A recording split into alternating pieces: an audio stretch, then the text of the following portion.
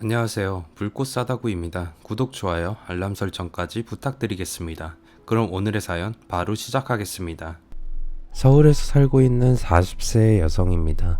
저는 결혼 후에 저를 무시하고 구박하는 시댁 식구들의 횡포를 견디지 못하고 이혼을 하고 혼자가 되었습니다. 시댁 식구들이 저를 무시했던 건 저희 집안이 돈이 없고 가난한 것 때문이었지만 가장 결정적인 이유는 바로 아버지 때문이었어요. 제 아버지는 왼쪽 다리가 없는 장애인이셨어요. 태어날 때부터 선천적인 문제가 있었던 건 아니었습니다. 예기치 못한 사고 때문에 한쪽 다리를 잃으시고 장애인이 되셨죠. 그래서 시댁 식구들은 가난한 장애인의 딸인 저를 눈에 가시처럼 여기면서 심하게 무시했고 틈만 나면 못살게 굴면서 달달 볶아댔습니다. 매일같이 인간적인 모멸감과 수모를 당하면서도 저는 가족만은 끝까지 지켜보려고 억울하고 분해서 흐르는 눈물을 삼키면서 참고 또 참았습니다. 하지만 저도 인간인지라 남편이 제게 저지른 추악한 짓거리에 도저히 참지 못하고 분노가 폭발해서 시댁 식구들과는 영원히 갈라서기로 작정을 하게 되었어요. 흔히 사람이 스스로 목숨을 끊을 결심을 하는 가장 큰 이유가 억울함 때문이라고 합니다. 5년이 지났지만 아직도 제 마음속에는 그때의 억울함이 그대로 남아 있습니다. 그래서 오늘은 제가 한때 목숨을 끊어버릴 생각까지 했을 정도로 시댁 식구들에게 어떤 취급을 당해왔는지 여러분들에게 모두 털어놓고 말씀드리려고 합니다. 제 아버지는 건설 현장에서 일을 하셨어요. 건물을 만들 때 골격이 되는 철근 구조물을 만들고 조립하는 일을 주로 하셨는데 일이 힘들고 위험하긴 했지만 아버지는 경험이 많은 숭늉공이셔서 일당을 아주 많이 받으셨어요. 엄마도 집에서 놀지 않고 틈틈이 동네 아줌마들과 같이 여러 가지 부업을 하면서 적은 돈이지만 살림에 보태셨어요. 그래서 저는 어린 시절에 집이 가난하다는 생각은 전혀 하지 않고 지냈어요. 그런데 아버지께서 큰 사고를 당하게 되셨어요. 그날도 아버지는 일을 마치고 집으로 오는 길이셨어요. 횡단보도에서 파란불로 신호가 바뀌고 아버지는 길을 건너가는데 무서운 속도로 달려온 승용차가 미처 속도를 줄이기는 했지만 멈추지 못하고 아버지를 들이받았다고 해요. 아버지는 충격으로 바닥에 쓰러지셨고 승용차는 잠깐 망설이더니 그대로 지나가 버렸다고 합니다. 그때 아버지의 왼쪽 다리가 승용차 바퀴 밑에 깔리면서 완전히 부서져 버렸던 거죠. 승용차는 뺑소니를 쳐버렸지만 주위에는 사람들이 많아서 경찰에 신고를 했고 출동한 경찰은 긴 추격전 끝에 사고를 낸 운전자를 잡았다고 해요. 그 사람이 사고를 내고도 도망을 친 이유는 음주운전이었기 때문이었다고 합니다.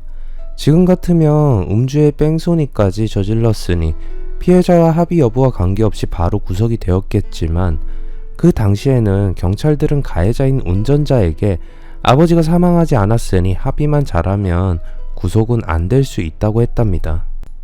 나중에 알고 보니 그 운전자는 제법 규모가 큰 회사를 운영하고 있는 사장이라고 했어요. 아마 그 사장은 여러 군데 손을 썼던 것 같았어요. 병원으로 실려간 아버지는 의사에게서 참담한 말을 듣게 되었습니다. 왼쪽 다리 뼈들이 여러 조각으로 부서지는 손상을 입어서 절단을 하지 않으면 안 된다고 했답니다. 아버지와 엄마는 하늘이 무너지는 것 같은 절망감을 느꼈다고 합니다. 그때 사고를 낸 사장이 찾아와서 합의를 해달라고 했답니다. 아버지와 엄마는 어림도 없다고 버텼지만 사장은 합의금으로 엄청난 돈과 치료비 일체를 주겠다고 했어요. 사장이 제시한 합의금은 아버지와 엄마의 마음을 흔들기에 충분한 액수였죠. 그래서 아버지는 사장이 내민 합의 각서에 사인을 해주었고 성금으로 50만 원을 받았다고 합니다. 사장은 나머지 돈은 절차가 마무리되면 주겠다고 했지만 사장은 약속을 지키지 않았어요. 다리를 절단하고 치료를 받은 아버지는 사장이 합의금을 가지고 찾아오기를 기다렸지만 사장은 끝내 나타나지 않았다고 합니다. 병원에서도 빨리 치료비를 내고 퇴원하라고 재촉을 해서 아버지는 가진 돈을 모두 털어서 병원비를 내고 퇴원을 했다고 합니다. 경찰을 통해서 아버지는 자기가 써준 합의 각서로 사장은 어떤 처벌도 받지 않고 풀려났다는 걸 알게 된 아버지는 사장에게 속았다는 걸 알게 되었고 그 사장의 회사로 찾아갔다고 합니다. 사장님, 각서대로 합의금을 주세요. 병원비를 내느라 돈을 전부 써서 전 거지나 마찬가지예요. 만약 사장님이 합의금을 주지 않으면 사기죄로 고발할 겁니다. 아버지는 소리를 지르면서 사장에게 따졌지만 사장은 고발을 하겠다는 아버지를 비웃었다고 합니다. 뭐? 네가 나를 고발해? 난 이미 합의금을 다 줬어. 이 각서가 그걸 증명하고 있잖아. 이런 거지 같은 자식이 어디서 감히 누굴 협박하는 거야? 합의금을 모두 받기도 전에 각서부터 덜컥 써준 아버지의 실수였어요.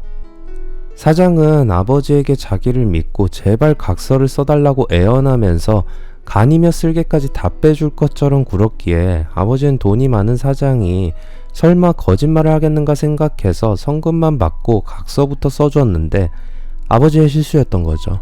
사장은 경비원을 시켜서 아버지를 쫓아내버렸고 아버지는 여러 차례 사장을 찾아갔지만 사장은 만나지도 못하고 문전박대만 당했다고 합니다. 그런데 더 슬픈 일은 아버지가 실업자가 되어버린 것이었죠. 건설 현장에서 철근을 조립했던 아버지는 높은 곳에 올라가야 하는 일이 자주 있었는데 이제 한쪽 다리가 없으니 높은 곳에서 일하는 건 불가능했어요. 그러니 아버지가 일했던 현장 감독은 아버지를 불러서 일을 그만두라고 했답니다. 정씨, 나도 마음이 아프지만 우리 현장에서 정씨가 할 수 있는 일은 없어. 그러니까 다른 일을 찾아봐. 감독님, 철근 일은 못해도 다른 잡부들처럼 아무 일이라도 시켜주세요. 하다못해 현장에서 청소하는 일은 할 수 있습니다. 그러니 제발 부탁드려요. 나도 마음 같아선 그러고 싶지만 시공사 관계자들이 현장에 와서 장애인이 일하는 걸 보면 기겁을 할 거라고. 사정은 딱하지만 나도 어쩔 수가 없어. 미안해. 아버지는 지푸라기라도 잡는 심정으로 다른 현장을 가봤지만 돌아오는 대답은 같았어요. 평생을 건설 현장에서 일을 해온 아버지가 할 수 있는 일은 다른 일은 없었습니다. 생계를 책임지던 가장이 실업자가 되자 이제 엄마가 나서서 본격적으로 돈을 벌어야만 했어요. 엄마는 소소한 부업은 때려치우고 파출부나 식당 일 등 여러 일을 가리지 않고 하면서 돈을 벌어야 했어요. 그러니 아버지에 대한 불만은 날이 갈수록 쌓여만 갔어요. 어이구, 내가 전생에 무슨 나쁜 짓을 저질렀기에 다리 병신하고 같이 살면서 먹여 살려야 돼. 어이구, 내 팔자야. 엄마는 일을 마치고 지친 몸으로 집에 돌아오면 그저 무기력하게 방에 앉아있는 아버지를 보고 날마다 신세 한탄을 쏟아냈어요. 그때마다 아버지도 답답한 마음을 엄마에게 말했습니다. 당신도 힘들겠지만 나도 갑갑해서 미칠 지경이란 말이야. 누가 놀고 싶어서 방구석에만 처박혀 있는 줄 알아? 백방으로 일거리를 찾아도 일거리를 주겠다는 사람이 없으니 나도 미치겠다고. 주제 남자라고 큰 소리를 쳐? 마누라 고생하는 게 안쓰러우면 집에서 빈둥거리지 말고 길거리에 깡통이라도 갖다 놓고 구걸이라도 하란 말이야. 정말 꼴보기 싫어 죽겠어. 엄마 아버지는 매일같이 부부싸움을 했고 중학생이던 저는 엄마와 아버지의 언성이 높아지면 슬그머니 밖으로 나와서 동네 골목길에 쪼그리고 앉아서 눈물만 흘렸습니다. 그러다가 엄마에게 남자가 생기고 말았어요. 엄마에게 일거리를 소개해주는 인력사무실 사장이었어요. 엄마는 아버지가 보는데도 그 사장과 전화통화를 하면서 사랑한다느니 보고 싶다느니 하는 말을 하면서 아버지의 속을 까맣게 태웠습니다. 당신 뭐야? 지금 다른 남자랑 바람난 거야? 그래, 돈도 못 벌어오는 다리 병신하고 사는 게 너무 지치고 힘들어서 잘해주는 남자랑 바람났다. 왜? 인연이 정말 말이면 단 줄 알아. 너 오늘 죽고 싶어? 어이구, 그래, 죽여라. 자, 죽여봐. 엄마는 바람을 피운다는 걸 숨기지도 않았어요. 오히려 그렇게 아버지를 자극해서 이혼을 하려고 했습니다. 우리 이혼해. 난 당신하고 이렇게 사는 게 신물이나. 그러니까 갈라서자. 안 돼. 이혼은 절대로 못 해줘. 내가 다른 놈이랑 바람난 걸 뻔히 알면서도 같이 살겠다는 거야? 그래, 내 몸이 이 지경인데 당신이라도 없으면 내가 어떻게 살란 말이야? 그러니까 여보, 이제부터 당신이 하라는 대로 다 할 테니 제발 이혼하자는 말은 하지 말아줘. 부탁이야. 어이구 내가 미쳐. 이런 찰가머리 같은 놈이 딱 붙어서 떨어질 생각을 안 하네. 아이고 내 팔자야. 엄마는 아버지에게 이혼하자고 수도 없이 말했지만 아버지는 엄마가 없이 장애 있는 몸으로 혼자 살아갈 걸 생각하니 도저히 엄두가 나지 않아서 이혼은 죽어도 못한다고 버텼어요. 그러자 엄마가 집을 나가버렸습니다. 집을 나간 지 일주일 뒤에 인력사무실 사장과 같이 집에 왔어요. 그리고 엄마는 저와 아버지가 집에 있는데도 작은 방에서 그 사장과 잠자리를 가졌어요. 아버지는 화가 나고 치욕스러워서 몸을 덜덜 떨었지만 그런 말도 안 되는 상황은 꼭 참으셨어요. 저는 작은 방에서 들려오는 엄마의 야릇한 소리를 들을 수 없었습니다. 밖으로 나가서 어쩌다 우리 집이 이렇게까지 되었는지 너무 기가 막히고 서글퍼서 그 사장이 갈 때까지 혼자서 펑펑 울었습니다. 엄마가 내연남까지 집에 끌어들이자 견디지 못한 아버지는 다시 밖으로 나가서 할 수 있는 일을 수소문하고 다녔어요. 그때 구두가게를 운영하던 영감님이 아버지를 자기 가게에서 일하게 해주셨어요. 그 영감님은 만들어져서 나오는 기성 구두를 파는 게 아니라 손으로 만드는 수제화를 만들어서 팔고 계셨어요. 그 영감님은 아버지에게 구두를 수선하는 법을 가르쳐 주었어요. 정씨, 구두를 만드는 건 아주 어렵고 힘든 일이야. 몇 년 배운다고 되는 게 아니야. 하지만 구두를 고치고 수선하는 건 요령만 익히면 되니까 구두를 수선하고 광내는 걸 배워서 구두방을 차려. 그러면 밥벌이는 될 거야. 네, 영감님 감사합니다. 열심히 배우겠습니다. 아버지는 그날부터 구두를 닦고 고치는 법을 배우기 시작했어요. 아버지는 구두 수선이 마지막 직업이라고 생각하고 누구보다 열심히 배웠습니다. 그래서 구두방을 차려서 돈을 벌게 되면 엄마도 바람을 피우지 않을 거고 가정으로 돌아올 거라고 굳게 믿었던 거죠. 하지만 아버지의 바람은 헛된 꿈으로 끝이 났습니다. 엄마가 영영 집을 나가버린 겁니다. 엄마는 짐을 챙긴 다음에 제 손을 잡고 수연아, 일주일만 기다려. 엄마가 너 데리러 올 테니까. 알겠지? 엄마는 그 말만 남기고 가버렸어요. 그리고 일주일이 지나고 한 달이 지나도 저를 데리러 오지 않았습니다. 아버지는 집으로 돌아와서 엄마가 가출한 것을 알고는 한참 동안이나 멍하니 앉아 계셨어요. 그러다 정신을 차리고 일하는 데만 집중하셨어요. 아마 아버지도 엄마가 내연남에게 가버린 걸 어느 정도 예상한 것 같았습니다. 구두 수선을 완전히 익힌 아버지는 구청 사회복지과의 도움을 받아서 길거리 모퉁이에 구두 수선점을 낼 수 있었어요. 아버지는 저희들을 버리고 가버린 엄마는 잊고 오로지 저만 생각하면서 열심히 일을 하셨어요. 시간이 지나면서 아버지의 딱한 사정을 아는 사람들이 저마다 구두를 맡겼고 아버지는 정성을 다해서 일을 했어요.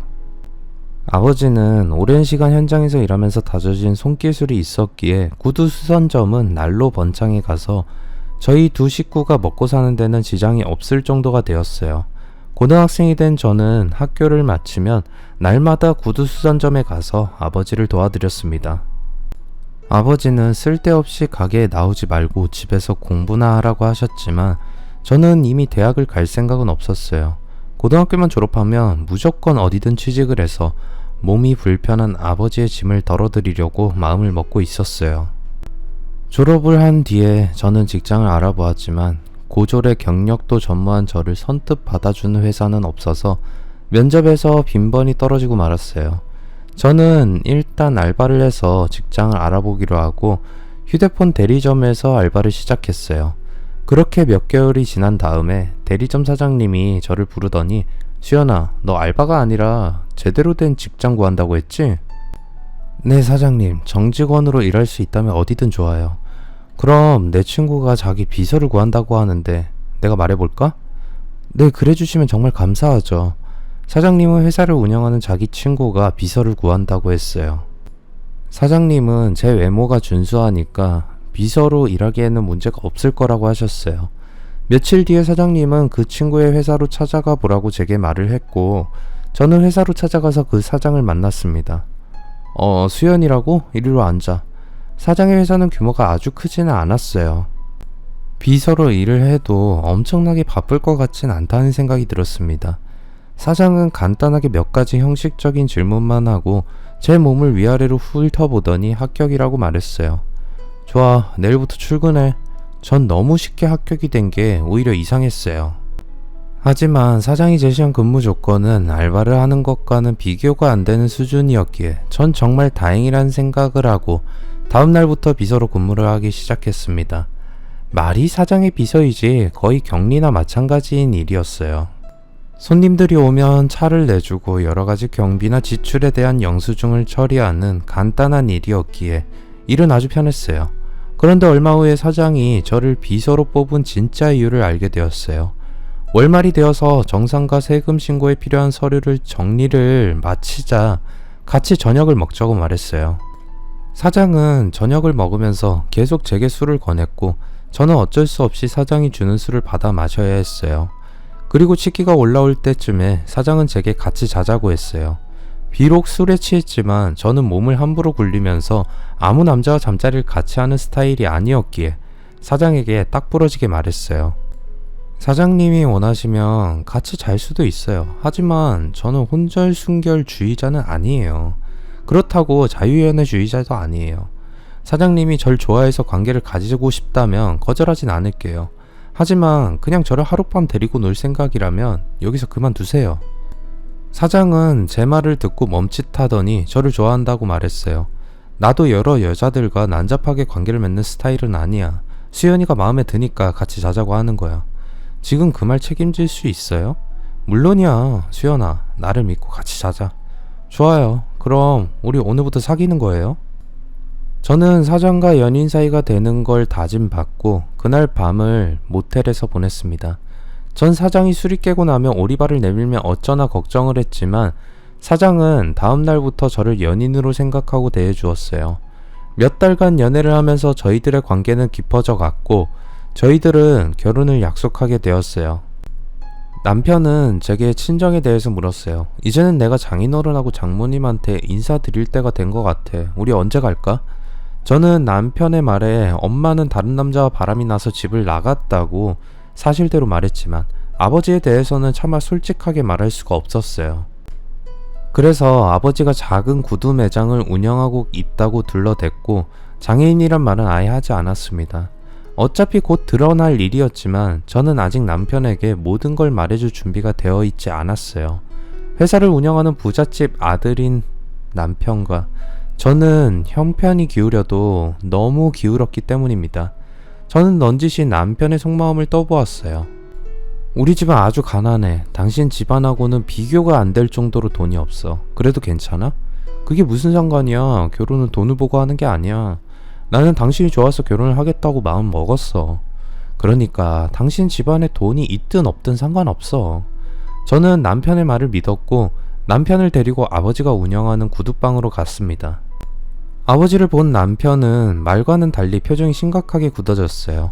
아버지도 남편의 표정이 달라지는 걸 보고 풀이 죽어서 고개를 숙이셨어요. 남편은 아버지가 장애인이란 사실에 충격을 받았고 컨테이너 가건물인 구두방을 보고 실망을 한 것 같았어요. 아마 남편은 구두 매장이라고 하면 당연히 백화점 안에 입점해 있는 매장이거나 제법 번듯한 가게를 떠올렸지 길거리 구석의 가건물일 거라고는 생각을 못했던 것 같았어요. 저희들은 어색하게 인사를 마치고 구두방을 나왔고 남편은 여전히 굳어진 표정으로 말이 없었어요. 전 남편을 데리고 근처 카페로 갔고 솔직한 생각을 물었어요. 당신 솔직하게 말해. 생각보다 우리 집이 너무 가난하지? 솔직히 이 정도일 거라고는 생각 못했어. 저는 남편에게 결심하고 말했어요. 당신이 생각했던 거랑 우리 집안 형편이 너무 다르다면 지금이라도 우리 헤어져. 난 괜찮아. 당신 속물이라고 생각하면서 원망하지도 않을 거야. 그러니까 의무감에서 하는 결혼이라면 그럴 필요 없어. 남편은 생각할 시간이 필요하다고 했어요. 저는 남편이 생각을 정리하고 연락하기를 기다렸습니다. 아마 남편은 저와의 결혼 약속은 없었던 것으로 하자고 말할 걸로 생각하고 마음을 비우고 기다렸어요. 아버지도 시댁이 부자라는 걸 아시고는 괜히 헛된 꿈을 꾸지 말라고 하셨어요. 결혼은 서로 어울리는 집안끼리 하는 게 맞는 거야. 한쪽이 너무 기울어지면 나중에 탈이 나는 법이야. 모두 나 때문에 이런 일이 생기는구나. 미안하다 수연아. 내가 죄인이다. 아버지는 자기 때문에 저의 혼사가 틀어진다고 생각하셔서 자책을 하셨습니다. 제가 아무리 아버지 잘못이 아니라고 말해도 부모의 입장에서 돈이 없고 구두수성공인 아버지는 저를 볼 면목이 없다고 하셨어요. 그런데 며칠 뒤에 남편이 저를 만나자고 했어요. 마음의 결정을 내렸고 저와 결혼을 하겠다고 하는 겁니다. 전 믿어지지 않았지만 남편은 자신의 결정에 변함이 없다고 했어요. 그날 저는 시댁에 인사를 드리러 갔습니다. 남편이 이미 말을 했는지 시부모님은 저희 집안 형편에 대해서 알고 계셨어요. 그래서 시어머니는 저를 보자 대놓고 눈살을 찌푸리면서 마음에 안 들어 하셨어요. 경수, 넌 어째 여자를 보는 눈이 이 모양이냐? 얼굴 반반한 것 빼고는 내세울 게 하나도 없는 년을 며느리라고 데려오다니 정말 한심한 노릇이야. 옆에 계시던 시아버지가 나서서 시어머니의 말을 막았습니다. 어허, 이미 결정된 거 아니냐. 결혼이란 당사자의 의견이 가장 중요한 거야. 죽이 되든 밥이 되든 둘이 한번 살아보겠다는데 애미가 돼서 시작도 안 했는데 초를 칠 생각부터 하나. 시아버지는 남편의 결정을 받아들인다고 하셨어요. 그나마 시아버지가 저를 좋게 봐주니 정말 다행이었어요. 만약 그렇지 않았다면 아마 제가 결혼을 포기했을지도 몰랐어요. 전 끝까지 저를 못마땅하게 쳐다보는 시어머니의 부담스러운 시선을 느끼면서 첫인사를 마쳤고 상견례를 하게 되었어요. 그날 시아버지와 대면한 아버지의 표정이 아주 이상했어요. 그건 시아버지도 마찬가지였어요.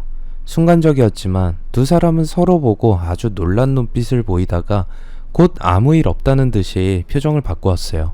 하지만 저는 아버지의 태도와 표정에서 이상한 점을 느꼈어요. 잠깐이었지만 아버지의 눈에서는 불꽃 같은 분노가 비쳤으니까요. 상견례를 하는 동안 아버지와 시아버지는 서로 한마디도 말을 하지 않았어요.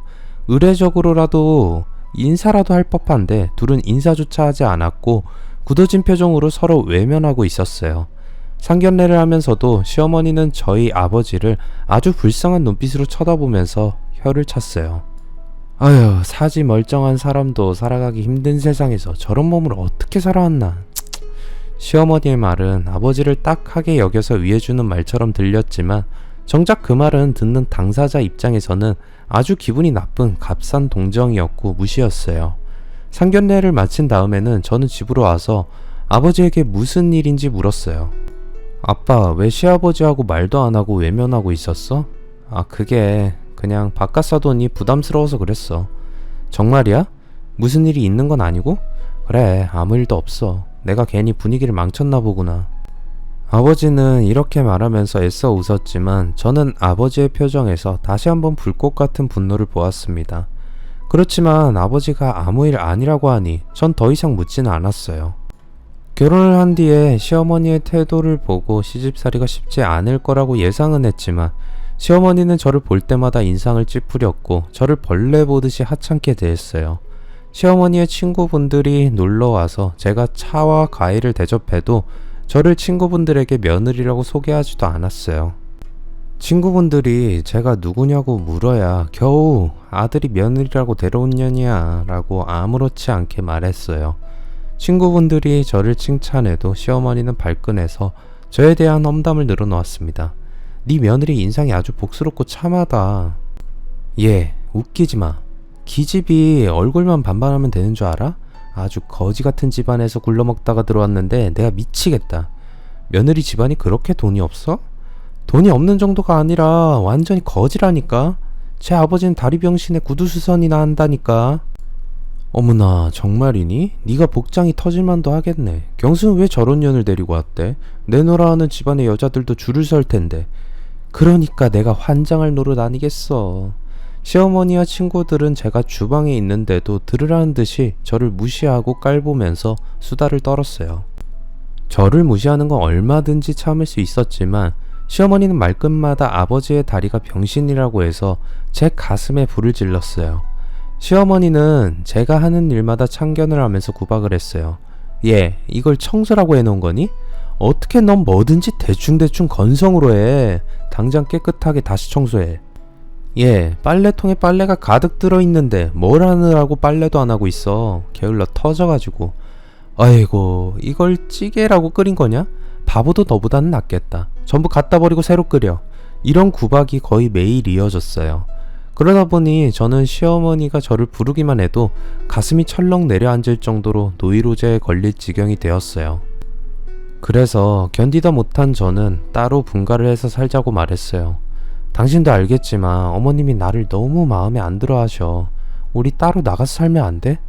나도 그러고 싶지만 엄마가 허락을 안 해주니 방법이 없어.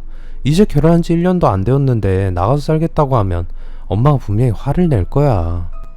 남편의 말은 그대로 들어맞았어요. 시어머니는 남편이 분가를 하고 싶은데 허락해달라고 하자 불같이 화를 내면서 저를 불렀어요. 네가 나가서 살자고 경수한테 말했니? 아, 네 어머님. 왜? 내가 꼴보기 싫어서 그러는 거지? 아니에요. 그런 게 아니에요 어머님.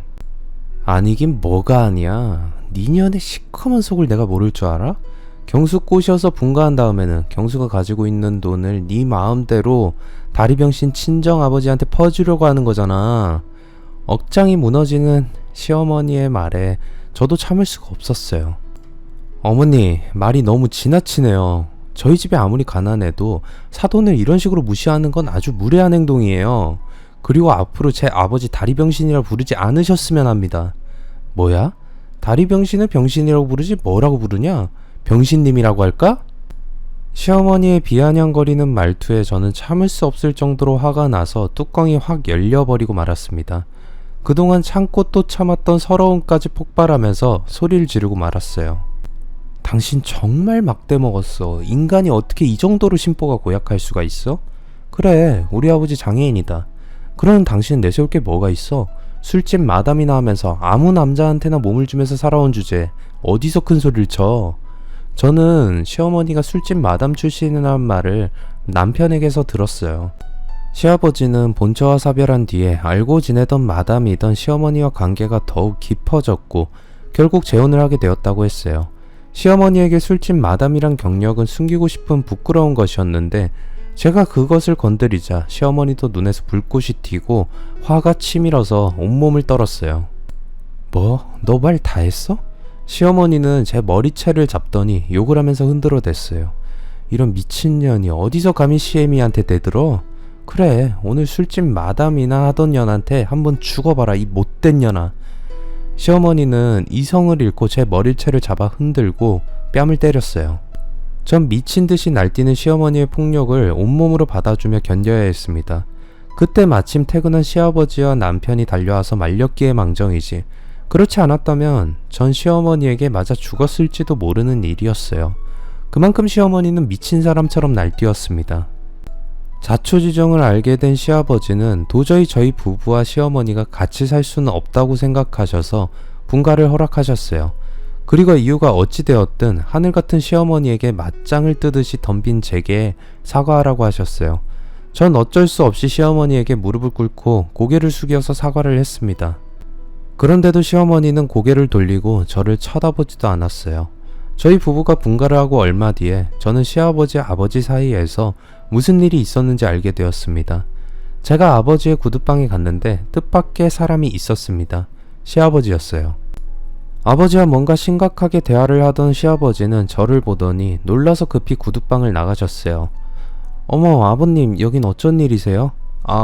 그냥 사돈 어른 잘 지내시는지 궁금해서 들러봤다. 그럼 난 먼저 간다. 시아버지가 가고 난 다음에 아버지는 아주 침울한 표정으로 멍하니 앉아 계셨어요.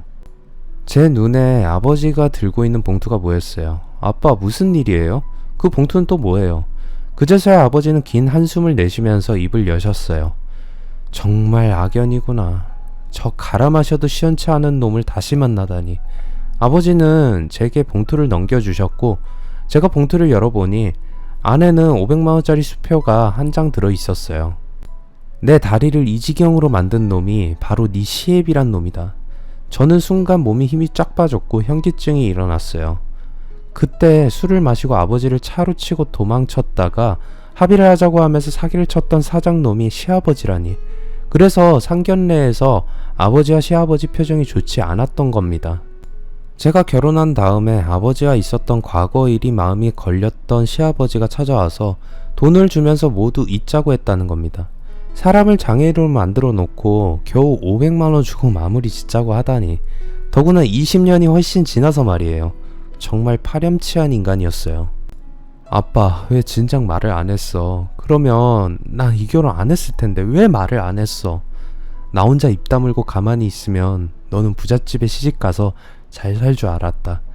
그날 당장 그놈의 멱살을 틀어쥐고 따귀를 날리고 싶은 걸 억지로 참았어. 다 너를 위해서다. 나하고는 원수지간이지만 너한테는 시아버지지 아니냐. 그러니 딸 가진 죄인이라고 내가 참아야지. 어떻게 아무것도 모르고 결혼한다고 좋아하는 너한테 그런 말을 할 수가 있겠니? 만약 그때 시아버지가 제대로 합의금을 주고 약속을 지켰더라면 엄마는 바람이 나지 않았을 거고 우리 가족은 더 행복하게 살 수 있었을 거란 생각이 들자 저는 눈물이 흘렀고 시아버지의 야비한 행동을 용서할 수 없었어요. 아버지는 행여라도 이상한 생각하지 말고 그저 모른 척하고 살라고 신신당부를 했어요. 수연아, 다 지나간 일이다. 누굴 탓하고 원망해서 무슨 소용이 있겠니? 나도 그놈한테 다 잊고 용서하기로 약속했다. 그러니 너도 그저 문서방이랑 행복하게 살 생각만 해라. 부탁이야. 하지만 저는 아버지를 장애인으로 만들고도 합당한 보상과 책임을 지지 않은 시아버지를 용서할 수가 없었어요. 언젠가는 꼭 아버지가 받을 만큼 돌려주겠다고 마음속으로 다짐했습니다. 그리고 몇 달 후에 그 기회가 찾아왔어요.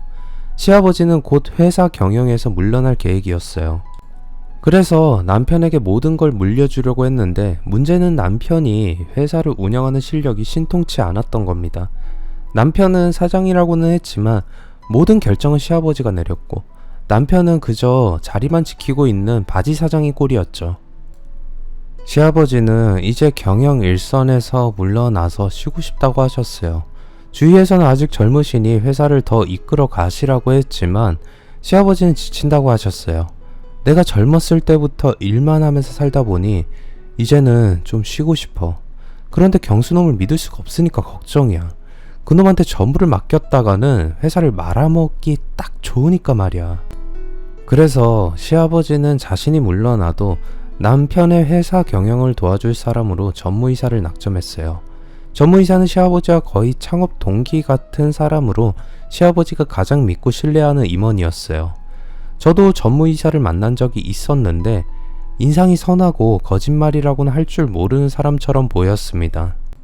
그런데 저는 전무이사와 시어머니가 은밀한 관계라는 걸 우연히 알게 되었어요. 제가 시댁에 들렀을 때 시어머니는 안방에서 누군가와 전화통화를 하고 있었는데 제가 들어보니 전무이사였어요. 시어머니는 어이없게도 전무이사를 자기라고 불렀어요. 그런데 더 충격적인 것은 시어머니와 전무이사가 내연관계라는 게 아니었어요. 자기야, 경수놈은 어리석하니까 우리가 계획한 대로 은밀하게 진행하기 어렵지 않을 거야. 그래, 그 바보 같은 놈이 눈치채지 못하게 회사 지분은 모두 정리해. 그리고 우리 한국을 떠나서 자유롭게 즐기면서 살자.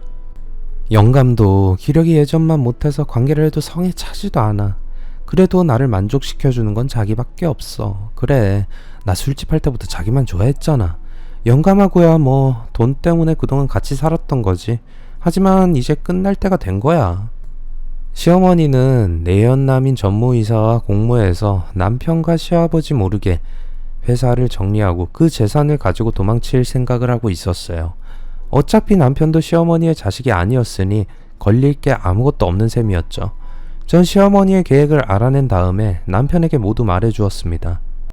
남편은 제 말대로 전무이사가 회사에서 무슨 짓을 하는지, 누구를 만나고 다니는지 자세히 살펴서 시아버지에게 보고를 했습니다. 얼마 지나지 않아서 남편과 시아버지는 전무이사가 회사의 지분을 몰래 매각하려는 확실한 증거를 찾게 되었어요. 화가 난 시아버지는 시어머니를 불러서 호통을 쳤습니다. 근본도 없이 술장사나 하던 년을 걷어줬더니 은혜를 원수로 갚으려고 들어? 이런 배응만득한 년 같으니. 시아버지의 호통에 시어머니는 사색이 되어서 오해라고 하면서 빌었지만 시아버지는 시어머니의 뺨을 정신이 번쩍 들도록 때렸고 전무이사와 시어머니를 사기 공범으로 경찰에 고발했습니다. 저를 못 잡아먹어서 안달을 하던 시어머니를 시댁에서 쫓아내고 나니 이번에는 남편이 문제를 일으켰어요. 그 전부터 남편의 행동이나 태도가 어딘지 수상하다는 생각은 해왔는데 남편이 다른 여자와 딴살림을 차려서 동거를 하고 있을 줄은 꿈에도 몰랐어요. 수개월 전부터 남편은 지방으로 출장을 자주 내려갔어요. 그런데 우연히 저와 통화를 하게 된 회사 관계자는 남편이 지방으로 출장 갈 일이 없다고 하는 겁니다. 이상하다는 생각이 들어서 저는 남편 몰래 휴대폰에 위치 추적 앱을 깔아두었어요. 남편이 어디를 가는지 실시간으로 그 장소를 제 휴대폰으로 알려주는 앱이었어요. 며칠이 지나자 남편은 다시 지방으로 출장을 간다고 했어요. 저는 앱을 켜두고 남편을 미행하기 시작했어요. 남편은 대전으로 내려갔습니다. 대전에 도착한 남편은 주택가의 빌라 앞에 차를 세우고 안으로 들어갔어요. 저는 차 안에서 어떻게 할지 가만히 생각을 해보았습니다. 바로 남편이 동거녀와 같이 있는 현장을 덮칠 것인지 아니면 좀 더 기다릴 것인지 고민을 했어요. 그러다 분류는 현장을 덮쳐서 증거를 잡는 게 중요하다 생각하고 빌라 안으로 들어갔습니다. 우선 남편의 동거녀가 어디에 사는지 알아내야 했습니다. 그런데 생각보다 쉽게 남편의 내연녀가 누구인지 알 수 있었어요. 별 생각 없이 우편함을 살피던 중에 저는 눈에 익은 이름을 보게 되었어요. 정은지. 동명이인일 수도 있지만 그녀는 남편의 비서였어요. 저는 남편과 결혼하면서 비서를 그만두었고 남편은 새로운 비서를 채용했어요. 한 달 동안 인수인계를 위해서 저는 그녀와 같이 근무를 했어요. 그런데 그녀가 비서를 그만두어서 새로운 비서를 뽑아야 되겠다는 말을 몇 달 전에 들었던 기억이 났어요. 아마 그때부터 정은지 그녀과 남편은 이곳에 빌라를 구해놓고 동거를 해왔던 것 같았어요. 이제 사실을 확인할 차례였어요. 저는 정은지가 사는 3층으로 올라갔습니다. 현관문 앞에 서자 이상하게 긴장이 되고 심장이 요동치기 시작했어요. 초인종을 누르자 아니나 다를까 정은지가 스포츠 브라 핫팬티만 입은 차림으로 문을 열어주었어요. 정은지씨 오랜만이야? 근데 이렇게 다시 만나다니 참 유감이네. 저를 본 정은지는 놀라서 입이 벌어졌어요. 저는 바로 그녀를 밀치고 집 안으로 들어갔습니다. 안방문을 거칠게 열어 젖혔는데 남편은 보이지 않았어요. 남편은 화장실에도 없었어요. 분명히 빌라 안으로 들어간 것을 확인했는데 남편이 보이지 않는 겁니다. 그러자 당황해서 어쩔 줄 몰라 하던 정은지가 제게 당당하게 나왔어요. 아니 사모님, 지금 뭐 하시는 거예요? 설마 제가 사장님이랑 바람났다고 의심하는 건가요? 정말 웃겨서. 사장님은 여기 없어요. 그러니까 주거침입으로 신고하기 전에 당장 나가요. 이제 상황은 역전이 되어서 제가 당황스러워졌어요. 저는 안방의 장롱 속까지 뒤져보았지만 남편을 찾을 수 없었습니다. 정은지는 저를 몰아세우면서 뜬금없이 쳐들어와서 무슨 행패를 부리는 거냐고 욕을 했어요. 그때 베란다 밖에서 남편의 목소리가 들렸습니다. 사람 살려요, 살려줘요. 제가 달려가 보자 어이없게도 팬티만 입은 남편이 베란다 밖에 대롱대롱 매달려 있는 거예요. 제가 들이닥치자 급히 베란다 밖으로 나가서 매달려서 제가 현장을 잡는데 허탕치고 돌아가기를 기다렸던 겁니다. 그런데 이제 팔에 힘이 빠져서 살려달라고 소리를 지르고 있었던 거죠. 아무리 사람이 미워도 살려는 놓아야 했기에 저와 정은지는 남편에게 손을 내밀었어요. 그때 제 손을 잡으려던 남편이 그만 밑으로 떨어지고 말았습니다. 쿵 하는 소리가 들렸는데 다행히 남편은 주차된 자동차 위로 떨어져서 죽지는 않았어요. 병원으로 옮겨진 남편은 다리가 골절되었다고 했어요. 의사는 뼈가 부러지면서 날카로운 끝부분이 신경조직을 건드려서 뼈가 붙어도 다리를 심하게 절게 될 거라고 했어요. 저는 마음 같아선 당장 남편과 이혼소송을 하고 싶었지만 남편이 퇴원하기를 기다렸습니다. 2달 뒤에 남편이 다리를 절면서 퇴원하자 저는 바로 이혼소송을 했어요. 시아버지는 제게 소송은 취하하고 합의를 보자고 했어요. 얘야, 내가 합의금은 원하는 대로 줄 테니까 소송은 취하해라. 하지만 저는 가증스러운 시아버지의 말을 믿을 수가 없었죠. 아버지에게 사기를 치더니 이젠 저한테도 합의금을 충분히 주겠다고 속이려고 드는 겁니다. 이보세요 아저씨, 20년 전에 제 아버지를 속이더니 이젠 저를 속이려고 하세요? 당신 정말 구제불능이야. 저는 시아버지가 아버지에게 준 봉투에서 수표를 꺼내서 그의 얼굴에 던져버렸습니다. 제 말을 들은 시아버지는 얼굴에 흑빛으로 변해서 고개를 숙였어요. 저는 소송을 끝까지 밀어붙였고 위자료를 모두 받아낼 수 있었습니다. 나중에 들리는 말로는 제게 위자료를 마련해 주느라 회사의 지분을 매각했는데 그것이 화근이 되어서 남편과 시아버지는 회사의 경영권을 다른 주주들에게 넘겨주게 되었다고 했어요. 저는 남편에게서 받은 위자료로 아버지에게 번듯한 가게를 차려주었습니다. 제법 넓은 매장을 인수해서 고급지게 인테리어를 하고 직원도 한 명 뽑아서 몸이 불편한 아버지를 돕도록 했어요. 저는 2년 전에 몸이 불편한 아버지를 잘 이해하는 마음이 따뜻한 남자를 만나서 재혼을 했습니다. 장애인 복지사로 일하는 남편은 부모님이 모두 몸이 불편한 장애인이라 저와 아버지를 누구보다 잘 이해해 주었어요. 그는 아버지에게 착한 사이가 제게는 믿음직한 남편이 되어 주었어요. 아버지는 이제 과거의 가슴 아픈 일은 모두 잊고 아늑한 자신만의 매장에서 열심히 고객들이 맡기고 간 구두를 오늘도 수선하고 계십니다. 두 번째 사연입니다. 저는 서울에서 약사로 일하고 있는 40세 여성입니다.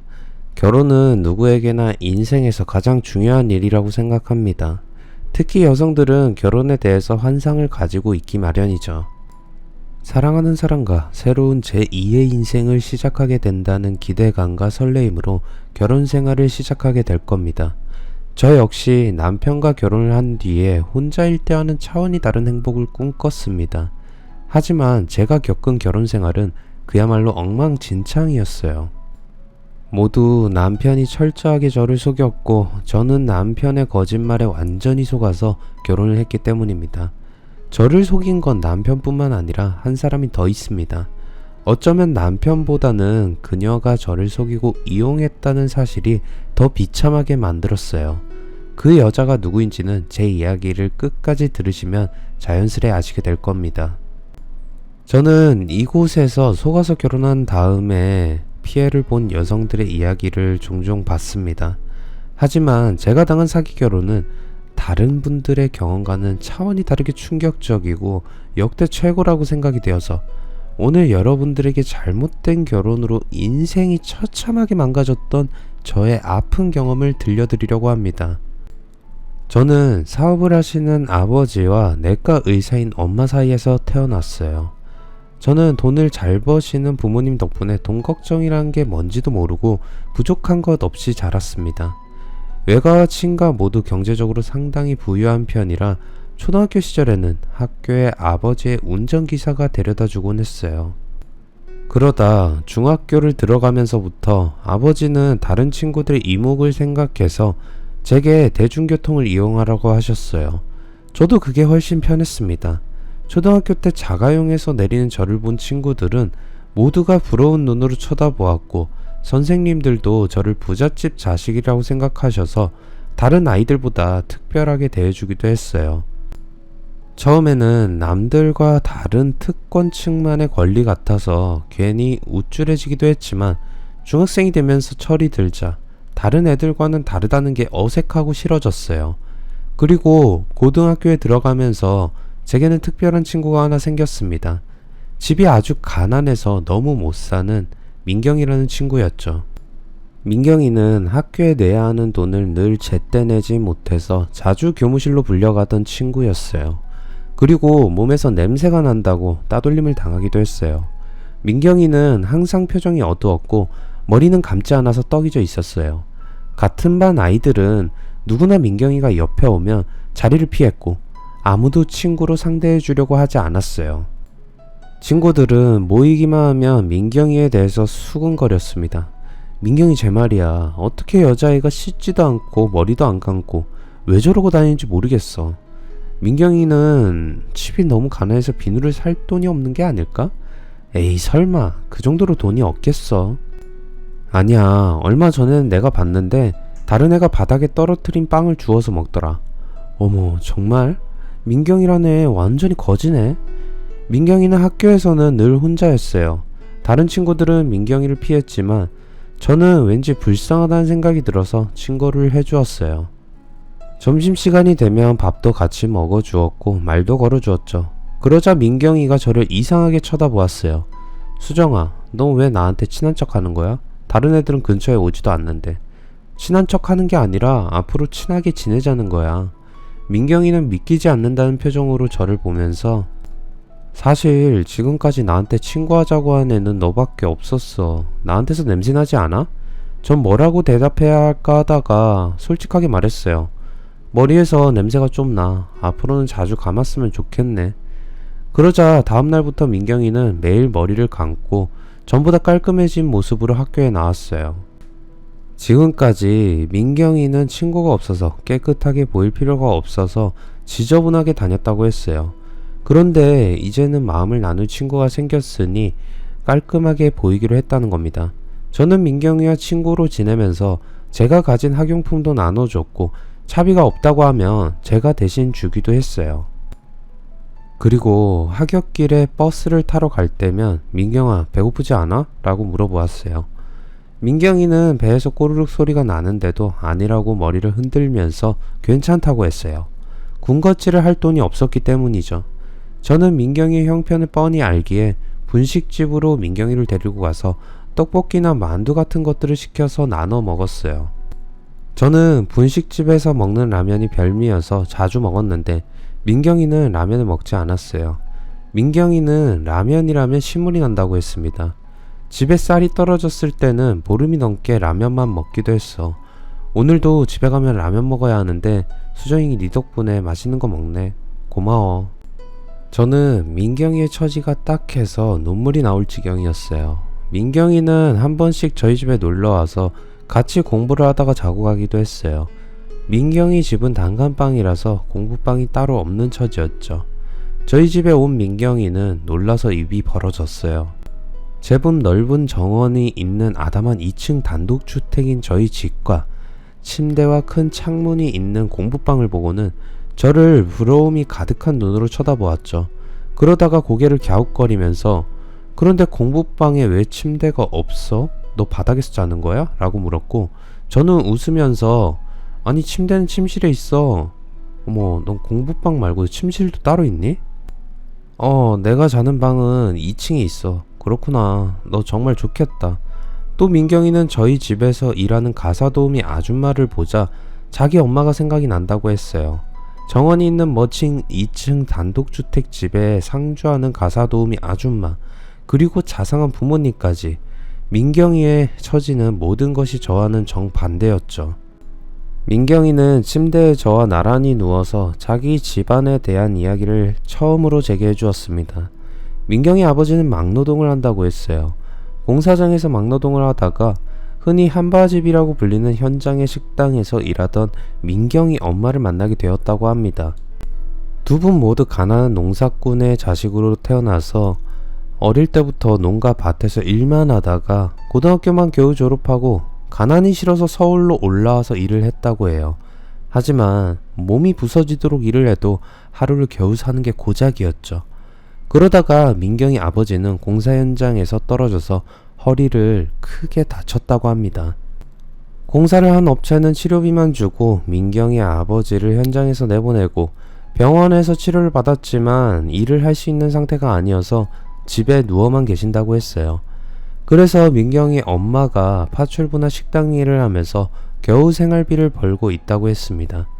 민경이 가족은 몸부림은 치면 칠수록 더 깊이 들어가는 가난이라는 늪에 빠져버린 것 같았습니다. 그날 밤에 민경이는 제가 공주 같다는 말을 했어요. 수정이 넌 모든 걸 다 가진 동화 속에 나오는 공주 같아. 그런데 나는 하인이나 시종만도 못한 것 같아. 난 네가 정말 부러워. 민경이의 말에 저희 집의 부자인 것이 괜히 미안해졌어요. 고3이 되자 친구들은 저마다 진로를 결정해야 했어요. 저는 약대를 나와서 약사가 되기로 마음을 먹고 있었습니다. 저는 민경이에게 어느 대학을 갈 건지 물어보았지만 민경이는 힘없이 웃으면서 우리 집 형편에 대학은 무리야. 학교 졸업하면 바로 직장 구해서 일해야 할 것 같아 라고 했어요. 저는 괜히 물어봤다는 후회가 들었지만 이미 뱉은 말을 주워 담을 수는 없는 노릇이었죠. 집안 형편 때문에 고등학교 졸업 후 바로 일을 해야 하는 민경이가 딱했지만 어떻게 해줄 수 없는 일이었어요. 저는 계획대로 무난하게 약학대학에 진학을 했습니다. 졸업 후에 처음 열린 동창회에 다른 친구들은 모두 왔는데 민경이가 보이지 않았어요. 그리고 민경이의 소식을 아는 친구는 아무도 없었어요. 그렇게 몇 년이 지나는 동안 민경이는 친구들과의 모임에 일절 나오지 않았고 저와 연락이 완전히 끊어져 버렸어요. 대학을 졸업할 무렵에 동창회에서 친구 중 하나가 내가 우연히 민경이 소식을 얼핏 들었는데 걔 미국으로 이민을 가서 산다고 하는 것 같더라 라는 말을 했어요. 그것이 제가 들은 마지막 소식이었어요. 약학대학을 졸업한 저는 약사 자격증을 땄습니다. 아버지는 약국을 제게 열어주셨어요. 얼마 전에 아버지는 건물을 하나 사셨는데 그 건물 1층에 제가 약국을 하도록 해주셨던 겁니다. 그 뒤로 2년 정도 저는 약국을 운영하는 데만 신경을 썼습니다. 그런데 정말 뜻밖의 사람이 제게 연락을 해왔어요. 민경이었어요. 저는 깜짝 놀랐어요. 그동안 무슨 일이 있었길래 동창회에 전혀 나타나지 않았냐고 묻자 민경이는 다음번 동창회에 와서 그간 무슨 일이 있었는지 전부 말하겠다고 했어요. 그리고 민경이는 8년 만에 저희들 앞에 모습을 드러냈습니다. 저를 포함한 친구들은 민경이를 보고 모두 깜짝 놀랐습니다. 민경이가 너무 달라진 모습으로 나타났기 때문입니다.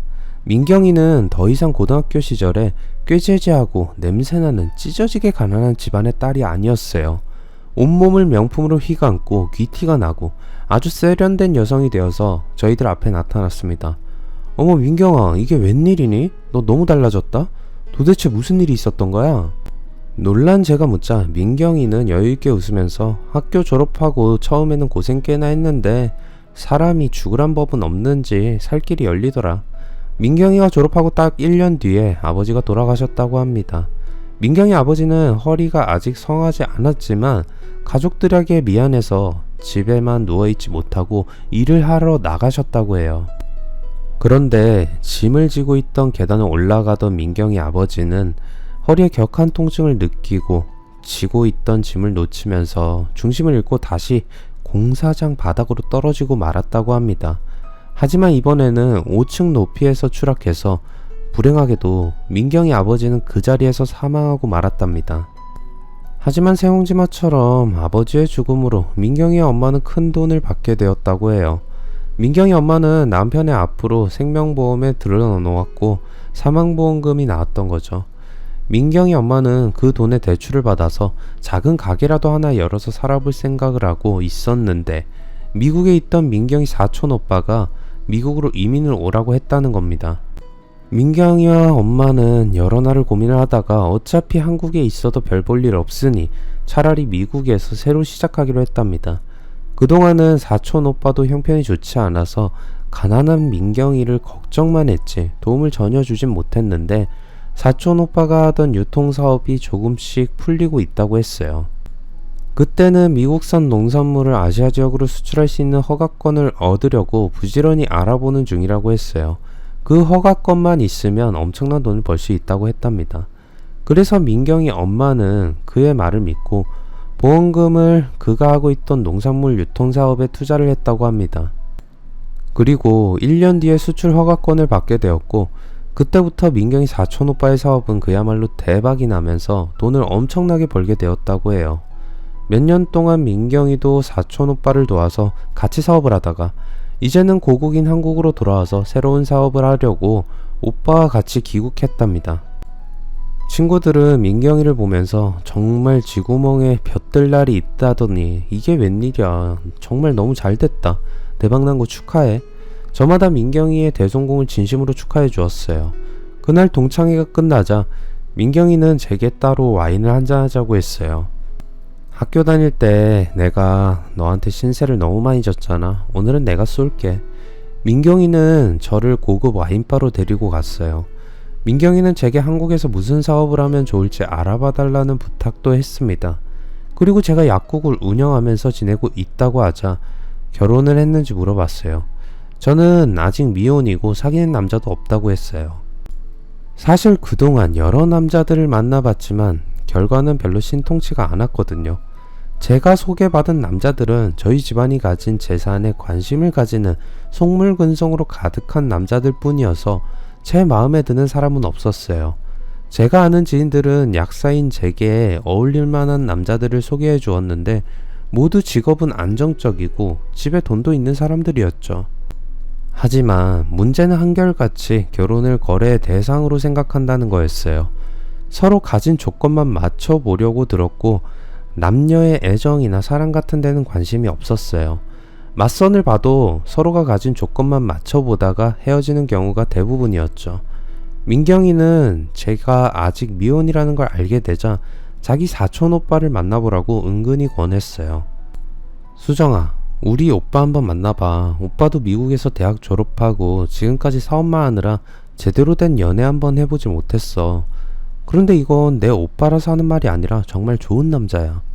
저는 이미 사업을 하는 남자들 몇 명 만나본 적이 있어서 크게 기대를 하지 않았지만 민경이가 워낙에 자기 오빠 자랑을 늘어놓아서 만나보게 되었어요. 그런데 민경이의 사촌 오빠는 정말 멋진 남자였어요. 세련된 미국식 매너와 잘생긴 외모, 그리고 유창한 말솜씨는 제 마음을 확 사로잡았어요. 민경이 사촌 오빠도 저를 마음에 들어하는 눈치였어요. 저희들은 연애를 시작하게 되었고 몇 달 뒤에 결혼까지 약속하게 되었습니다. 저는 남편을 집으로 데리고 가서 부모님께 인사를 드리게 했어요. 부모님도 남편을 보더니 흐뭇한 얼굴로 고개를 끄덕이셨어요. 남편은 제가 어릴 때부터 미국에서 자라서 한국 문화는 아직 낯설어서 간혹 제가 실수를 하더라도 너그럽게 용서해 주세요 라고 했어요. 아버지는 남편이 아주 마음에 드셨는지 아직 결혼도 하지 않았는데 한국에서 사업을 시작하면 도와주겠다는 말을 먼저 하셨어요. 젊은 나이에 미국에서 사업으로 성공하다니 정말 대단하구만. 한국에서도 원하는 대로 한번 해보게. 내가 힘이 되는 데까지 도와줄 테니까. 그런데 한 가지 문제가 있었어요. 엄마가 남편하고 상견례 날짜를 잡으려고 하자 남편은 곤란한 표정을 지으면서 부모님이 모두 사업 때문에 바쁘셔서 결혼식에나 겨우 참석할 수 있을 것 같다고 했어요. 장모님, 정말 죄송한데 상견례는 생략하고 결혼식을 먼저 올리면 안 될까요? 엄마는 상황이 그렇다면 어쩔 수 없다면서 상견례는 생략하고 결혼식을 올리기로 했습니다. 결혼식 후에 필요한 자리에서 간단하게 상견례를 하기로 했어요. 그래서 저도 결혼식 날에야 시부모님을 처음 뵙게 되었어요. 시부모님도 인상이 선하고 인자했어요. 특히 시어머니는 저를 보고 꼭 안아주셨어요. 얘야, 정말 반갑다. 나도 너를 하루빨리 보고 싶어서 안달을 했는데 이제야 보는구나. 시아버지는 제 아버지와 같이 나란히 앉아서 사업에 대해서 여러 가지 이야기를 하셨어요. 그런데 제가 들어보니 시아버지는 남편이 했던 것과는 약간 다른 말을 했어요. 아버지가 주로 수출하는 작물이 뭐냐고 묻자 시아버지는 말을 더듬으면서 남편을 쳐다보았고 남편이 나서서 밀과 콩입니다. 계절에 따라서 다른 작물을 수출할 때도 있고요 라고 대답을 했고 수출 지역이 어디냐고 묻자 시아버지는 아프리카라고 했어요. 제가 이상해서 저 아버님 혹시 아시아 아닌가요? 필리핀이나 인도네시아 같은. 그러자 시아버지는 아 그래 맞아 내가 깜빡했네. 나이가 되면 정신이 없어 라고 했어요. 아무리 정신이 없어도 자기 회사 상품을 수출하는 지역을 헷갈린다는 건 선뜻 이해가 안 되는 일이었어요. 하지만 아버지는 그걸 문제 삼지는 않았어요. 그렇게 결혼식 겸 상견례는 무사히 끝이 났습니다. 아버지는 기사에게 사돈 어른들을 숙소로 잡아둔 호텔로 모셔다 드리라고 했어요. 결혼 후에 저희들은 분가를 해서 살게 되었습니다. 그런데 애초에 남편은 신혼집은 자기가 마련할 테니 걱정 말라고 해놓고는 결혼을 하고 나자 딴소리를 하는 겁니다. 아버지가 돈을 보내주기로 했는데 지금 회사가 세무조사를 하는 시기라서 돈을 보낼 수가 없다고 하는데 어쩌지? 남편은 난감한 표정으로 이렇게 말했어요. 저도 집은 당연히 남편이 구할 거라 생각하고 있었기에 다른 수가 없었죠. 저희들은 당분간 친정에 들어가서 살기로 했어요. 남편은 본격적으로 여러 사람들을 만나면서 사업 구상을 하기 시작했습니다. 두어 달이 지나자 남편은 아버지에게 새로 시작할 사업에 대해서 장황하게 설명을 했습니다.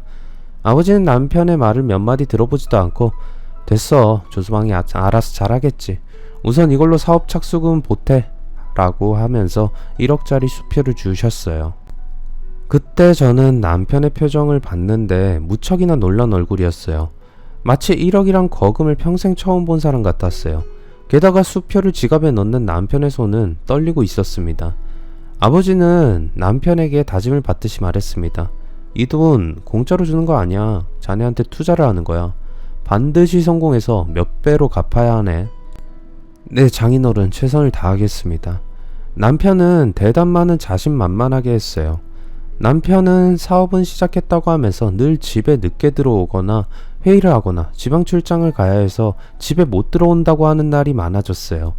저는 그러려니 하고 있었는데 이상한 건 시간이 지나도 남편은 집에 생활비를 줄 생각을 하지 않았어요.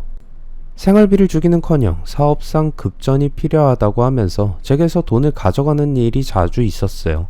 작게는 몇백만 원부터 1,000만 원까지. 사업을 시작한 초기라서 돈이 많이 들어가는 건 이해를 하겠지만 미국에 있다는 돈은 왜 쓰지 않고 제게서 돈을 가지고 가는지 알 수가 없었죠. 제가 물어봐도 남편은 자금이 묶여 있다는 말만 되풀이했어요. 하지만 참는데도 한계가 있어서 6개월이 지나자 저는 남편에게 당신이 한다는 사업은 잘 되고 있는 거야? 아무리 초기라도 돈이 들어가기만 하고 나오질 않으니 이상하잖아. 우리 곧 애도 가져야 되는데 이런 상태로는 장래 계획을 세울 수가 없잖아. 나도 당신이 걱정하는 거 잘 알아. 하지만 사업은 잘 되고 있으니까 걱정하지 마. 단지 미국에서 들어오기로 한 돈이 사정상 묶여서 그래. 2달 뒤에는 자금이 풀릴 거고 공장도 다음 달부터는 가동을 시작할 거야. 그러면 당신한테서 가져간 돈은 한 번에 정리할 수 있고 생활비도 줄 테니까 그렇게 알아. 알았어. 2달만 내가 참을게. 남편이 열심히 사업을 하는데 마누라가 옆에서 바가지나 긁어서는 안 될 일도 안 될 거란 생각을 하고 입을 다물었죠. 그러다 민경이가 오랜만에 연락을 해서 만나자고 했어요. 민경이는 고급 승용차를 몰고 약국 앞에 나타나서 호텔 레스토랑으로 가서 저녁을 먹었어요. 민경이는 한강이 보이는 최고급 아파트에 산다고 했어요. 지금 생각해도 꿈을 꾸는 것만 같아. 내가 이렇게 여유로운 생활을 하게 될 거라고는 상상도 못했거든. 민경이는 끼니를 걱정해야 했던 예전의 가난에 대한 기억을 떠올렸어요. 하지만 이제는 부족한 것 없는 처지가 되었으니 마음껏 즐기면서 살겠다고 말했고 가끔씩 저와 같이 다니면서 좋은 음식도 먹었고 좋은 곳으로 나들이도 다녔습니다. 남편은 며칠 뒤에 곧 가동을 시작할 공장을 제게 보여주겠다고 했어요. 일요일이 되자 저는 남편과 같이 경기도에 있는 공장으로 갔습니다. 공장에는 남편의 동업자인 공장 책임자가 나와 있었어요. 공장 책임자는 오늘은 일요일이라 아무도 출근하지 않아서 공장 문을 닫아놨어요. 밖에서 한번 둘러보시죠 라고 하면서 공장 바깥만 보여주었어요. 공장은 제법 규모가 컸어요. 실제로 공장을 보니 저도 마음이 놓이고 안심이 되었죠. 공장 책임자는 저의 불길한 마음을 읽었는지 모든 게 잘 될 거라고 큰 소리를 쳤습니다. 사모님, 걱정하지 마시고 이제부턴 대박이 나서 떼돈만 벌면 어디에 돈을 쓸지나 고민하세요. 그런데 친정에 들렀던 저는 아버지에게서 뜻밖의 말을 들었습니다. 아버지가 남편에게 2억을 추가로 투자했다는 겁니다. 아마 남편은 아버지에게도 공장을 보여주고 공장 가동에 필요한 경비를 지원받은 것 같았어요. 남편은 그런 말을 저한테는 전혀 하지 않아서 살짝 불안했지만 그래도 저는 2달 뒤에는 해결된다는 남편의 돈을 가지고 오기를 기다렸는데 약속한 2달이 지나도 남편이 여전히 돈을 가지고 오지 않았어요. 그러다가 남편은 도저히 안 되겠다면서 직접 미국에 다녀야겠다고 하면서 출국을 했습니다. 그런데 남편이 미국으로 출장을 간 다음에 전 의외의 장소에서 시부모님을 보게 되었어요.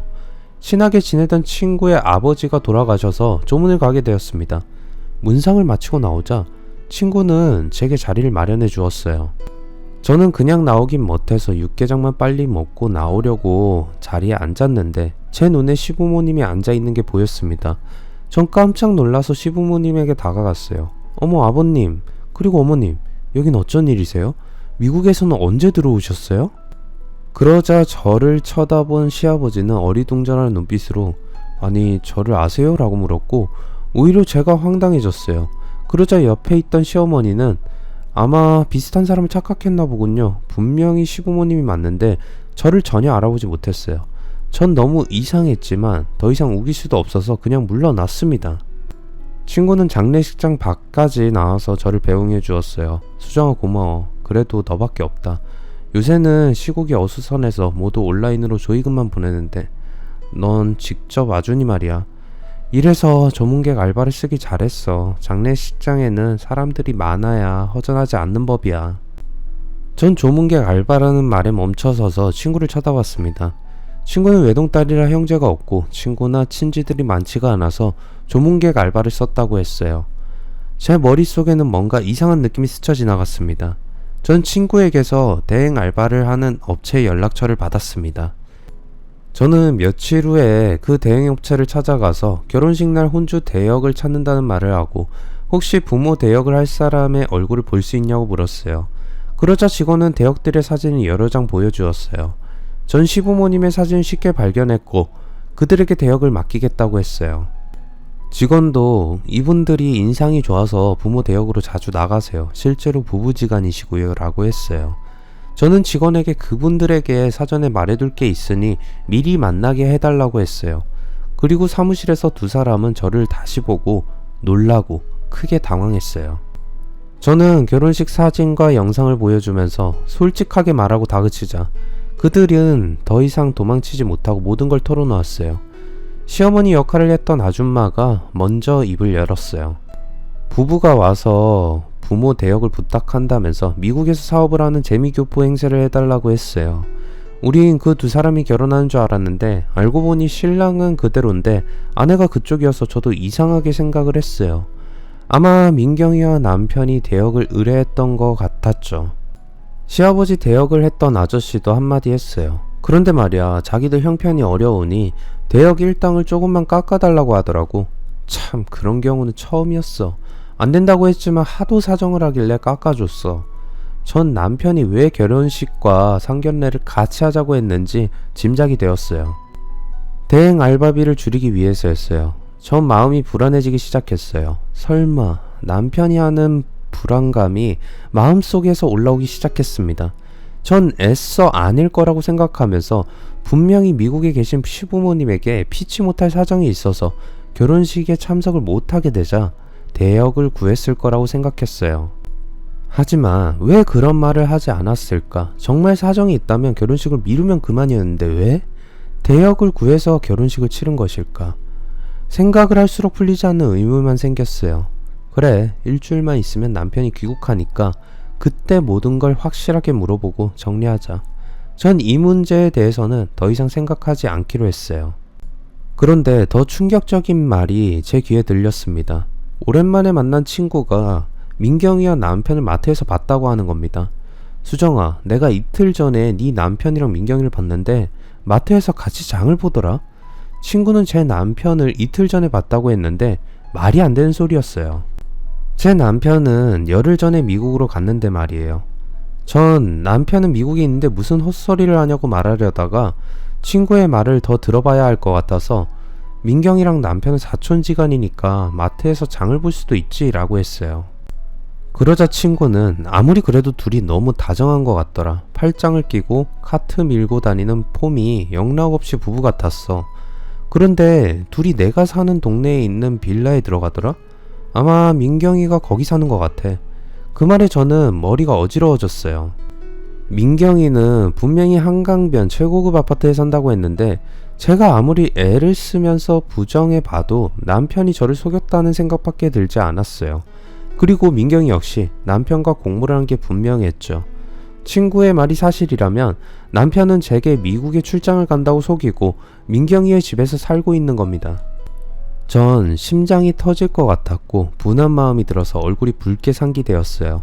저의 표정 변화를 친구가 걱정스럽게 쳐다보았기에 저는 겨우 마음을 다스리고 친구에게 같은 동네에 사니까 혹시라도 남편과 민경이가 같이 있는 걸 보게 되면 사진을 찍어달라고 부탁을 했어요. 만약 남편이 사업을 한다고 했던 말까지 거짓말이었다면 저는 남편을 도저히 용서할 수 없을 것 같았어요. 저는 같이 일하는 약사에게 약국을 맡겨놓고 경기도에 있는 남편의 공장으로 차를 몰고 갔습니다. 전 그곳에서 남편의 실체를 똑똑하게 알게 되었어요. 저를 본 공장장은 급히 고개를 돌리고 외면했지만 저는 그를 붙잡고 사실대로 말해달라고 매달렸어요. 그러자 공장장은 믿기 힘들 정도로 충격적인 말을 해주었습니다. 아휴, 이렇게 된 마당에 더 숨길 수도 없네. 당신 남편이란 놈은 작년에 이 공장에서 몇 달 일한 적이 있어요. 직원이 필요하진 않았는데 당장 아기 분유값이 필요하다고 하도 사정을 해서 일하게 해줬어요. 그런데 갑자기 출근을 안 하고 사라져 버리더라고. 참, 그러다가 얼마 전에 멋지게 차려입고 나타나서는 자기가 이 공장 사장인 것처럼 연기를 해달라고 했어요. 내가 처음에는 안 된다고 했는데 돈을 100만 원이나 주는 바람에 그만 미안해요. 그러니 나한테 따지지 말고 당신 남편한테 따져요. 정말 남편이란 놈은 양파 같은 인간이었어요. 까도 비밀이 끝없이 쏟아지는 겁니다. 그런데 공장장은 남편이 아기 분유값이 필요하다고 했는데 그렇다면 남편에게 애가 딸려 있다는 말인지 혼란스러웠어요. 하지만 그것은 며칠 뒤에 해결되었습니다. 남편이 미국 출장을 마치고 돌아왔다고 거짓말을 하면서 집에 온 겁니다. 저는 남편의 웃는 얼굴에 따기를 날려주고 싶었지만 아직은 참아야 했습니다. 남편은 자기가 미국에 들어가서 확실하게 모든 걸 정리하고 왔으니 며칠 내로 돈이 들어올 거라고 했어요. 저는 역겨운 그놈의 얼굴을 한시도 보고 싶지 않았지만 그놈이 지금까지 가져간 아버지와 제 돈을 받아내려면 확실한 증거를 잡아야 했습니다. 전 남편 놈 몰래 휴대폰부터 살펴보았습니다. 가장 먼저 눈에 들어온 건 민경이가 보낸 문자였어요. 자기 잘 들어갔어? 수정이년한테 그동안 우리가 같이 있었다는 거 들키지 않도록 연기 잘해야 돼. 염려하지마. 그년한테는 내가 돈 문제 해결하러 미국에 출장 간다고 했으니까 그대로 믿을 거야. 그런데 정말 돈 문제는 어떡하지? 내가 차 사고 빌라 구하고 우리 가게 차리고 남은 게 없잖아. 그건 내가 알아서 할게. 지금 장사가 제법 되니까 조금씩 갚아 나가다 트집을 잡아서 이혼해버리면 돼. 나도 사랑하는 자기랑 같이 살고 싶다고. 나도 그래 자기야. 사랑해. 하여튼 그년하고 같이 있어도 내 생각만 해야 돼. 사랑해. 전 맥이 탁 풀려서 휴대폰을 바닥에 떨어뜨리고 말았습니다. 이것들이 미쳤다는 생각밖에 들지 않았습니다. 어이가 없게도 민경이와 남편은 동거를 하는 사이였어요. 아마 남편은 저를 만나기 전부터 민경이의 동거남이었을 겁니다. 둘은 사촌지간도 아니었고 지금까지 제게 했던 말은 전부 거짓말이었어요. 남편은 저희 친정에서 받아간 돈으로 민경이와 동거를 하는 빌라를 구했고 민경이에게 고급차를 사주었고 가게도 열었던 겁니다. 정말 억장이 무너지는 일이었지만 두 년놈들은 제가 준 돈으로 동거를 하고 생활비를 충당해왔던 거죠. 정말 용서할 수 없는 인간 쓰레기 같은 것들이었어요. 남편이란 놈은 그렇다 쳐도 민경이가 어떻게 저한테 이런 파렴치한 짓을 저지를 수가 있는지 저는 분하고 억울해서 미칠 것 같았어요. 제가 민경이한테 얼마나 잘해줬는데 아무도 상대를 안 해주는 거지 같은 년을 친구로 생각해서 늘 보살펴 주었는데 그녀는 은혜를 원수로 갚은 겁니다. 저는 치가 떨릴 정도로 분해서 당장 이것들을 찾아가서 요절을 해버리고 싶었어요. 때마침 친구에게서 연락이 왔어요. 방금 전에 두 년놈이 빌라로 들어가는 걸 봤다고 하는 겁니다. 친구는 빌라 근처에서 민경이와 마주쳐서 인사까지 했다고 해요. 다행히 남편은 먼저 빌라로 들어가서 친구를 보지 못했다고 했어요. 저는 친구와 같이 민경이의 빌라로 갔습니다. 친구가 초인종을 누르자 민경이가 문을 열어주었어요. 어머 주희야, 방금 요 앞에서 봤는데 무슨 일이야? 그게 말이야. 친구의 뒤에 있던 제가 앞으로 나서자 민경이는 사색이 되어서 문을 닫으려고 했어요. 전 몸으로 문을 막고 안으로 들어갔습니다. 민경이는 벌벌 떨면서 수정아, 그러려고 한 게 아닌데 미안해. 정말 미안해 라고 하면서 손을 모아 빌었습니다. 그때 자기야 무슨 일이야? 하면서 안방에서 나온 남편도 저를 보자 그대로 굳어버리고 말았습니다. 저는 그동안 참고 또 참았던 분노를 모아서 남편 놈의 뺨을 세게 여러 차례 갈겨버렸습니다. 이런 쓰레기 같은 자식, 나를 속이고 내 친구랑 동거를 해? 세상에 본처 돈으로 동거하는 년 먹여 살리는 건 세상에서 너밖에 없을 거야, 이 개쓰레기 같은 놈아.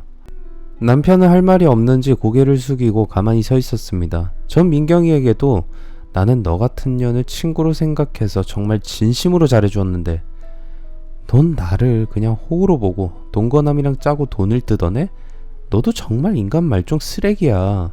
저는 한참 동안 악을 쓰면서 민경이에게 욕을 퍼부었어요.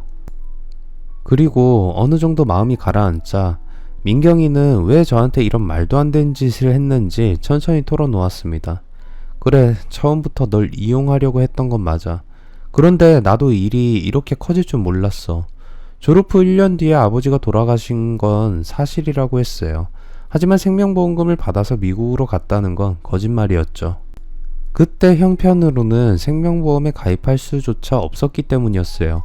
민경이는 편의점 알바 같은 일을 하면서 엄마와 함께 살았는데 엄마도 당뇨 합병증으로 쓰러져서 병원에 장기 입원하게 되자 살던 집에 전세 보증금을 빼서 병원비로 충당하고 고시원에 방을 얻어서 살게 되었다고 합니다.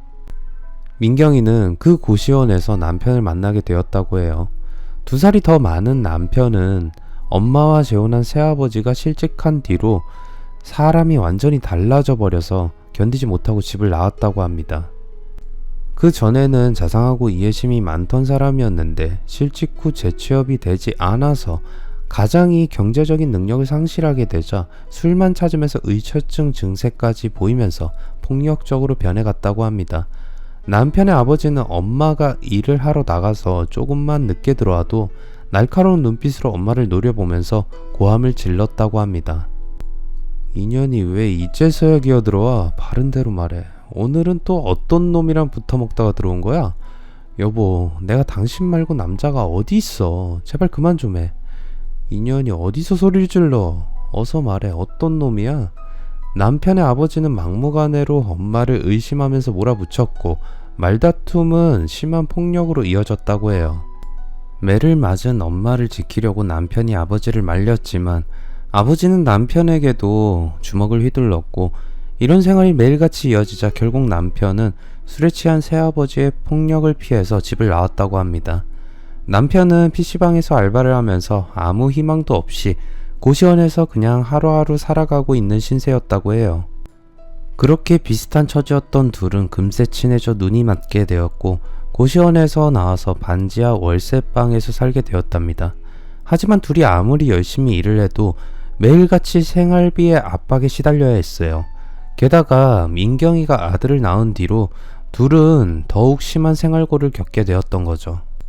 다행히 몸이 괜찮아진 민경이 엄마가 병원에서 퇴원해서 같이 살면서 아들을 봐주자 민경이도 다시 닥치는 대로 일을 하면서 살았다고 합니다. 그러다가 전단지 알바를 하던 민경이는 우연히 제가 운영하는 약국 앞을 지나가게 되었고 약사가 된 저를 보게 되었다고 합니다. 그때 저의 집이 돈이 많다는 걸 기억에 떠올렸고 민경이는 고민하다가 남편과 같이 저를 속여서 지독한 가난에서 탈출하려는 어이없는 계획을 세우게 되었다고 해요. 민경이와 동거남은 몇 달 동안이나 치밀하게 부자로 행세를 할 준비를 했어요. 먼저 가능한 대출을 모두 받아내고 주변의 지인들에게 돈을 빌리기 시작했다는 겁니다. 그래서 고급 브랜드의 옷과 신발 그리고 명품 가방까지 사서 치장을 하고 동창회에 나타나서 목표로 찍은 제게 접근을 했던 거죠. 그리고 제 돈으로 빌라와 차를 샀고 그동안 돈이 없어서 꿈만 꾸던 여유로운 생활을 마음껏 즐기면서 살았다고 합니다.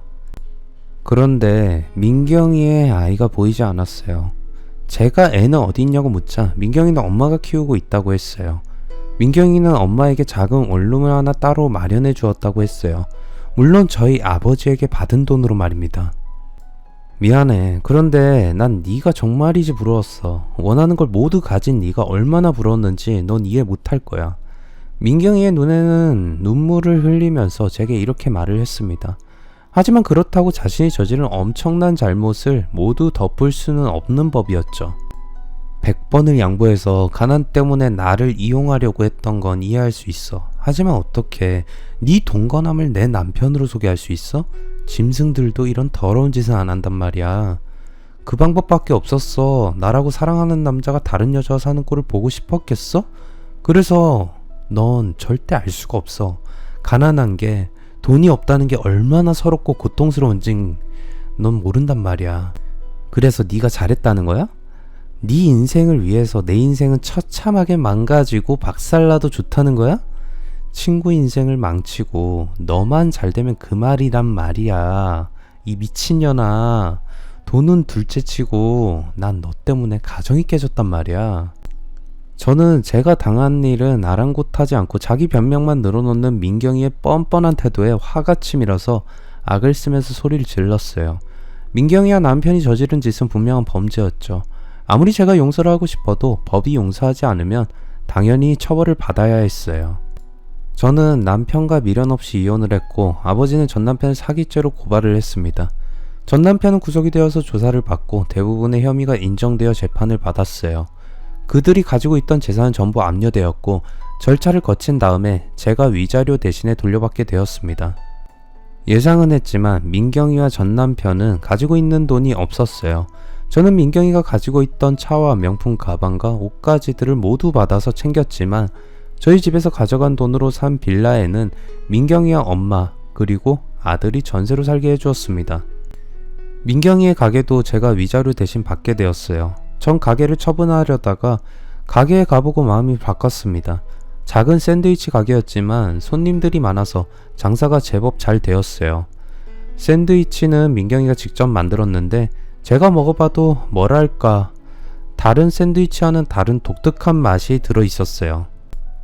민경이만의 비법이 있는 것 같았어요. 저는 민경이에게 제안을 했어요. 이 가게 처분하지 않고 네가 계속 장사를 하게 해줄 테니까 매달 나한테 위자료 갚아.